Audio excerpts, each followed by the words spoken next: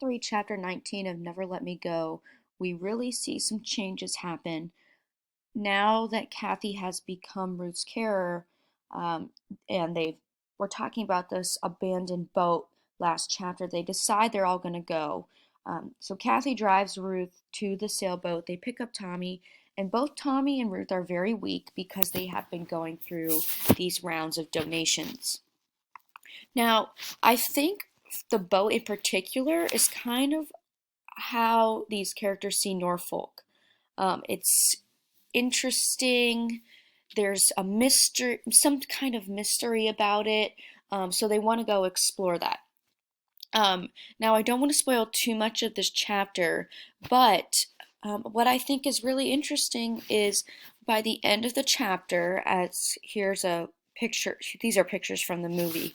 As Ruth is slowly passing, she urges Kathy to become Tommy's carer. Now, other carers are not allowed to choose their donors, but remember, Kathy can. And this kind of leads me into this idea here. So I'm not going to read all of this. You can go ahead and read it on your own. Maybe you want to pause the video. But I'm just going to touch on some important points. Kathy is probably the most passive and accepting person. She lets things happen. She doesn't really interfere. She doesn't like conflict. Um, but when we see this chapter kind of end here, she kind of just lets Tommy and Ruth have their last moments together. Um, and now that Ruth has been dying, she's kind of like, okay, well, you know what? I think it's your turn. This is your time. I've accepted that Tommy and I don't really have the type of relationship that you two do, so you should be his carer.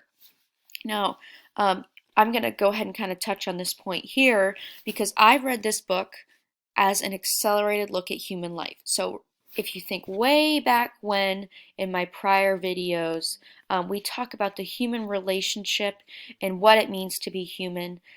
This is kind of what Ishiguro is pointing out to us.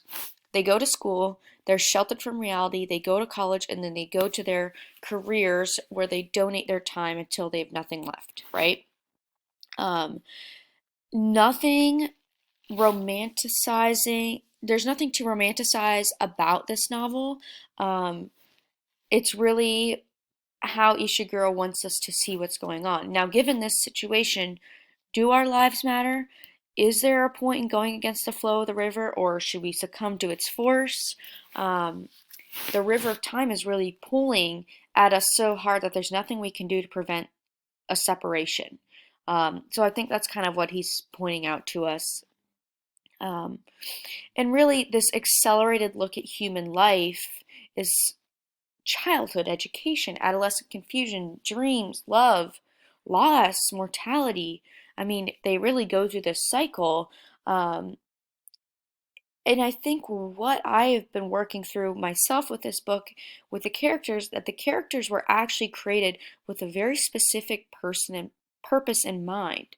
Um, Now, ignoring all of the ethical concerns of this, does this mean that their existential crises are solved? Um, but on the other hand, they're not robots and they have free will. So this has kind of been bothering me a little bit, especially with the genre of sci-fi. Um, when we move into chapter 20, you're going to see some things really move with the relationship between Tommy and Kathy. So I'm excited for you to see that.